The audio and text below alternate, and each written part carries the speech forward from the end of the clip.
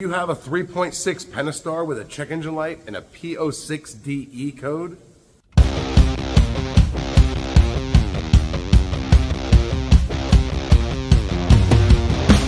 Multiple tone here, guys, and today I have a 2018 Ram Promaster with a 3.6 liter Pentastar. Now it has a very common code that I see in a lot of 3.6s, and it is a PO6DE, engine oil pressure switch stuck on. So this code is based upon a dual oil pump. It's got an oil pump with a solenoid on it, and it turns it on and off to increase oil pressure or decrease oil pressure. So what happens is it turns the switch on and off, and it expects to see oil pressure go a certain direction. If it doesn't go that direction, then it says that the solenoid is stuck on. Now there's an updated pump which comes with the solenoid. The flow chart is pretty simple. You're gonna make sure that your oil is full. You're gonna make sure that the oil quality is good. So if your oil change has been done recently and your oil is full, the next step you're gonna check your oil pressure switch. If your oil pressure switch is good, the flow chart says replace the dual oil pump. So in this video, I'm gonna show you how to replace that pump. It's not super difficult. You just have to do a little bit of work to get it done. And before we start, hit the like button, hit the subscribe button, and hit the bell. You get notified of all my future content, which you definitely don't wanna miss. Let's go take out this oil pump. First step in this oil pan is to go ahead and the oil pump is go ahead and drain your oil here. And we're gonna knock this oil pan off. And so what I do is I always leave one bolt on each side of the pan halfway threaded on. And then I go around with a dead blow and I hit it. And then usually I can get it to break loose. If not, I'll show you a tool I'm gonna use. Next up, you're gonna need to take these exhaust nuts off here. This is gonna have to be disconnected right here. We gotta get this out across here, because it goes across the upper oil pan. We have to remove that oil pan as well to get this oil pump out. And we got to take this pipe off here. So we're going to come back here, and we're also going to disconnect it back here so we can move it. All right, you're going to get it off like this, and I'll show you a little clip of how I got this off using this tool right here. You got the induction heat, so all it does is heat up the bolt, get it red hot, so it doesn't damage the threads. So now that we've got that out, now we can go ahead and take off this lower oil pan here. And now we have all the room in the world. See that? All right, let's go. The exhaust hardware is pretty rusted, and if we try to take it out, it's going to be damaged. So I'm going to use the Induction Innovations Venom HP, and this is going to heat up the bolt red hot. It's going to break the rust free, and we're going to be able to use a big impact, zap it off. And I'll show you when we're all done that the threads look good, and I'm able to reuse all these bolts and hardware. Before you start, you want to make sure that you have everything ready. You want to make sure you have a big impact that's able to get to the bolt and to be able to zap it off. I prefer like a big 1/2-inch Milwaukee impact because you want it to come off fast. The next thing is you get your Venom mini ductor ready. You set it up and you put it around the bolt. It doesn't have to be touching. It just has the heat that goes around it. You hold it there until the bolt is red hot. Then you grab your impact, and while it's red hot, you zap it off. And while it's zapping off, it's going to pull those threads out before they cool off and without stretching. And as you can see, all the hardware looks great. All the threads look really good. When I'm all done, no problem. All right, so I leave one bolt half threaded on each side, and I take a dead blow like this, and I hit it on all the corners and the flat like that all the way around. And then if it doesn't pop, what I do, look at this guy right here. This is from Lyle. I'll put a link below. And it's tapered like this. So you're going to find a spot that you can get to on the oil pan, and you're going to set it in there, and you're going to try to get it, get it in there the best you can, and just kind of tap on it, give it a little tap. Make sure it's going between the transmission and the pan and not jamming up against the pan. And you want to kind of go around in, however you can. Every oil pan is different. This one actually has quite a bit of room. You can even hit it sideways to break it loose. And then you want to try to find another spot to hit it, and you want to go all around. Usually, once you've hit 2 or 3 spots with this and got it to pop, usually the oil pan will come out. And at this point, you could probably hit it with a dead blow again, and it would probably break free. This one actually was holding on for dear life. Every time I used this, it broke free, it got through. You could see it go all the way through, but the oil pan just wouldn't let go. That silicone was trying to hang on forever. So I ended up having to put a screwdriver and a little trim tool in there and separate the oil pan all around, and finally got it to pop and was able to get it out. All right, so let's take a look at what it looks like now. Now we got this off here. So now we got to get this upper oil pan off here. So you're gonna have 4 bolts in the front here, right there. And then we're gonna have a whole, oh, actually, no. You're gonna have 3 bolts on the side here, 4 in the front, and then all the rest are gonna be outside. You're gonna have 2 bolts up in here. So you're gonna take off this cover here, this torque converter cover, pull these 2 plugs out. There's gonna be bolts up in there, and you're gonna have to loosen that. It's gonna have to take out these bolts along the perimeter here, that bolt to the transmission. There's 5. I'm gonna get those out too. And also this oil pickup, we're gonna need to get that off. You can do this part however you want, but I'm going from the top. I went ahead and took this pipe off from here to the airbox. We need to get this dipstick unbolted because the dipstick goes into the upper oil pan. So go ahead and pull your dipstick out, and then you need to find the bolt down here and unbolt it from the bracket, and then we'll go down below and then we'll work the dipstick up out of the pan before we pop the pan. All right, here's what it's going to look like when you get it off. Now, a couple little tips here is, one, there are 2 bolts that go through there. So those rubber plugs that we pulled out here, there's 2 10 millis right there. There are pry spots on this engine that you can pry, and I'll show you. I didn't show it while it was up on the engine, but you can take like an indexing pry bar like this is what I did. This one's from Ulsa Tools. So you can adjust the angle here. When I'm done, so right there you can see those marks on the block right there. This is where I put this indexing pry bar like this, and then I was able to pry it down. Make sure you take these 2 10 milli bolts out. I almost forgot, and you'll break the oil pan. But once you get it to pop here, then you can get it to go the rest of the way. But that's very important that you pop it right there. But the easiest way to get this out, so these dipstick tubes don't like to come out. So the easiest thing to do is come from inside of the oil pan up under here and hit it up. You get a punch and you can hit it and drive it up. I actually had one of these break off one time in an engine that I was doing, and I had to take off the upper oil pan. I had to take off the oil pan to hammer the dipstick tube out because it was broken. So be real careful, and then you can just let it hang like this, and we'll deal with it later. And now we got to get the pickup tube off, so we're going to just go ahead and do that 110 milli right there, and the pickup tube is going to come off. Now, they want you to take the axle. So the procedure calls for taking this axle out and trying to get good clearance. All right, so you got a connector that goes up in there. You got to disconnect that connector right up there. If you can disconnect that connector, then we can probably do it without taking the axle out. But the procedure calls for taking this axle out, taking this out so you can get to that connector. But we're going to go up through there and disconnect it and pop it through. All right, so there's no timing of the oil pump, but I always mark everything I want it to go back. So here's the sprocket here. I went ahead and marked the mark and marked it on the chain, so I know that this sprocket's going to go on the same way. So you're going to have a T45 here to break this loose, and you can put like a 3mm Allen in here and just find a spot and it'll catch, and then you'll break this loose. It's not super tight, but we got to get this bolt and get this loose and get this out of here. And so what I do is I like to use stubby sockets. So this is a Carbine Tools stubby dual drive. But what it is instead of having a Torx, which is like this much longer, you have so much more chance for your ratchet to do this and possibly round the bolt.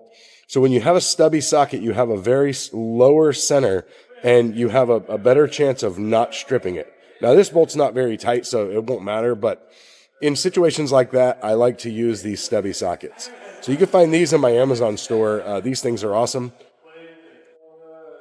All right, so for the tensioner here, there is a hole. Let's see if we can get you a good view. There's a hole in the guide right there, in the tensioner guide. And then there's a hole in your oil pump back there. And you're just going to push this tensioner back until you can slide this 3mm Allen in there. 3mm Allen or equivalent. It'll slide in. As you can see now, we have slack on the chain. We've got this loose. So now we're going to go ahead and we're going to take this off and we're going to take this sprocket off, and then we'll be able to get the pump off. Trying to hold the light there so you can see as I pull this guy off here. So, and remember, you don't have to mark it. I only mark it so I know it goes back exactly the way that it was, because the gear is keyed to the pump. So now we're just going to walk this gear off, and I don't think I'm able to do this one-handed, but I'll try. We're going to walk this gear off, and then we're going to slip it out of the chain. Oh, almost. Okay, there we go.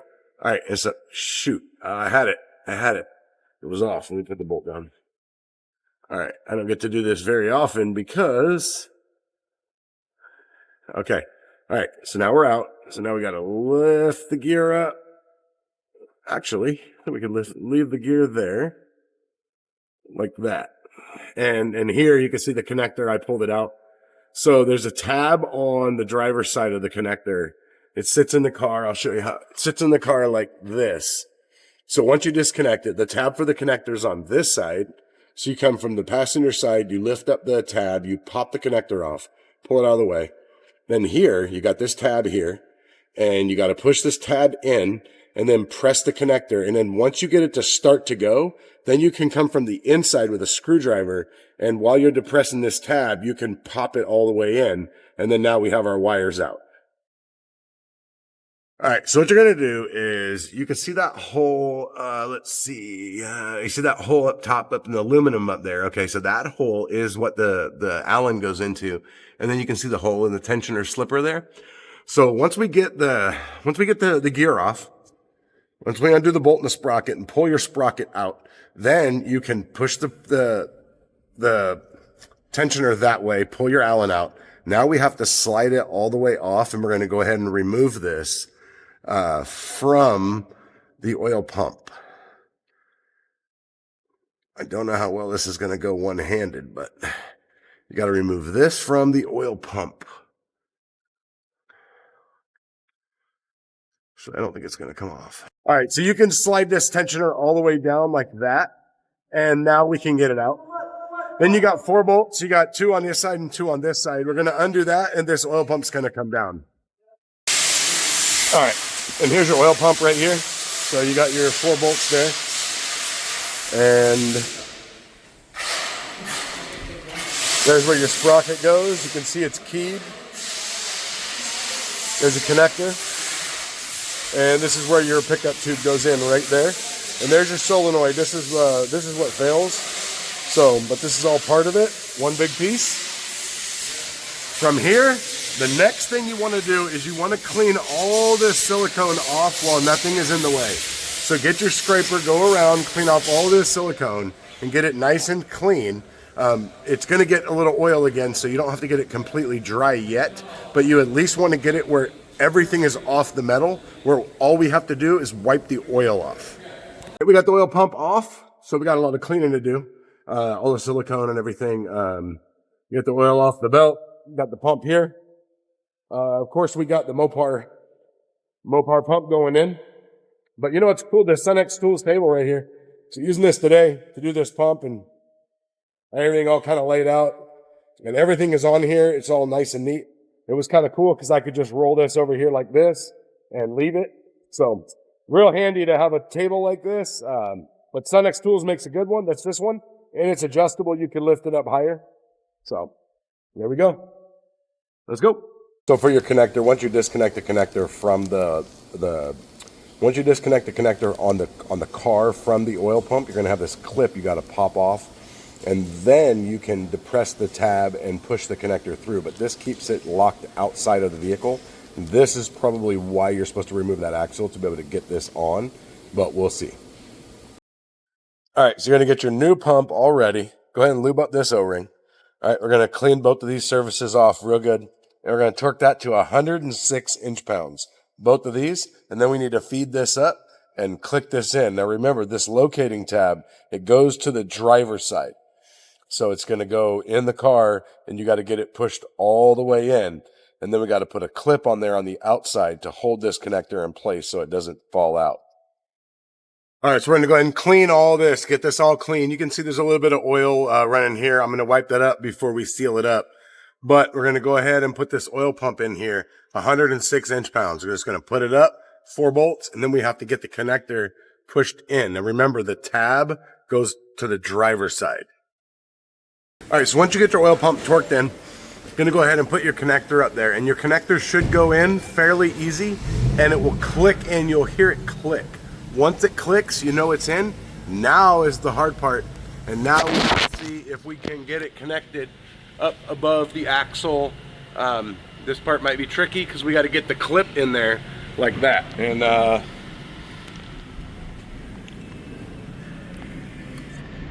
here's the clip. And it comes with a new clip. So we got to clip it in from the driver's side like that. I got this bracket here that your axle bolts to the block. You got 3 16mm bolts. If you unbolt that, you can see here, we can get to the connector through here. So now we can fish the clip in, and we should be able to clip it in right there with this bracket rolled backwards. We'll be able to connect the connector and push this axle back up without taking this whole axle out. So now, let's get that clip in there, right there. All right, let me show you how I got it. So I got these Sunex tools, extra long needle nose pliers, and these have like a 30-degree angle. And I have the clip about like that. So what I did was I went right through here, like this. And I was able to push it on the harness, or the connector for the oil pump. And let's see if we can get a picture up there to show you that it's on. Let me see here. So you can see the clip is on the connector. So now we just have to connect the connector and roll the axle back forward. So I'm doing an oil pump on this 3.6 Pentastar, and they want you to take this whole axle and everything out of here for the oil pump connector. And I couldn't get to so I rolled this axle mount backwards, but I couldn't get to the top bolt. Well, the Milwaukee Insider ratchet is longer and sleeker than the Snap-on long reach. So I was able to put the 3/8 drive on here with a 16mm Sunex Tools wobble, and I was able to get this up there and get the bolt out. So first time I've been able to use this, and it came in clip. All right, couple steps. So now we're going to go ahead and slide the tensioner on the pin there. But you got to remember, this tab has to be above this.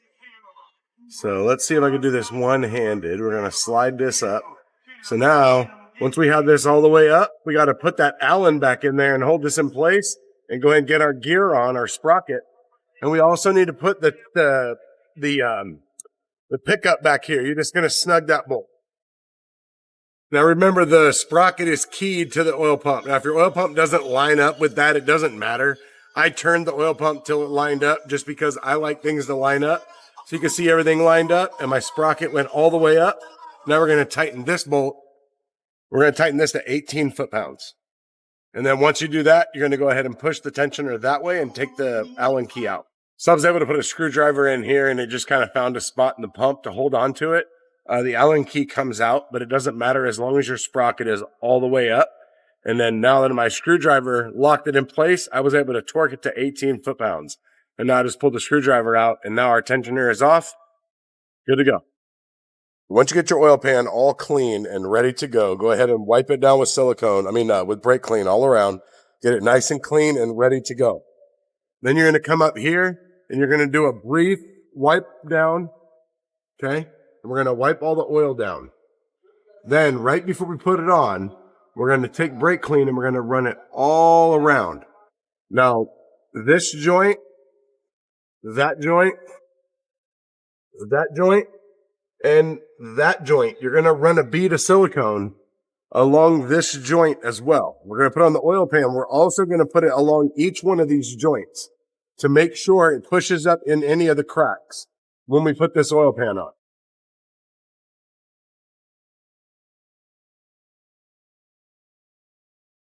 So this is the silicone pattern that they want to use. It wants you to go around just like that. Okay. For the upper oil pan. All right, so once you get your upper oil pan in, don't worry about putting the cover here and the plugs in yet. Go ahead and put your pan here. I got a gasket, but I'm going to use silicone. So we're going to go ahead and get this put on. Everything up there is good and tight, and the oil pan is on. All right, so when you put your upper oil pan in, you're going to put your pan in, and you're going to put all your bolts around, the bolts inside, the bolts around the perimeter. You're going to just put them up hand tight, and then you're going to put these bolts in 41 foot-pounds. 41 foot-pounds from the transmission to from the oil pan to the transmission. Then you're going to come back and you're going to torque all these 13 millimeter bolts, all for the upper oil pan, to 18 foot-pounds. You're going to come in here and you're going to tighten these two 10s to 108 inch-pounds. Once you're done with that, clean this surface really good. Put silicone or a gasket. I have a gasket kit, but I like silicone better on these. So then you're going to put this lower pan on. You're going to tighten it to 97 inch-pounds. Once we're done with that, we're going to go ahead and tighten this back up, and then we're going to put the exhaust in. After watching this video, I'm sure that replacing this oil pump in the 3.6 Pentastar is not going to be that difficult to do. So drop a comment down below and let me know if you've replaced one of these oil pumps or if you have this symptom and you're getting ready to replace it. Thanks for watching. See you guys next time.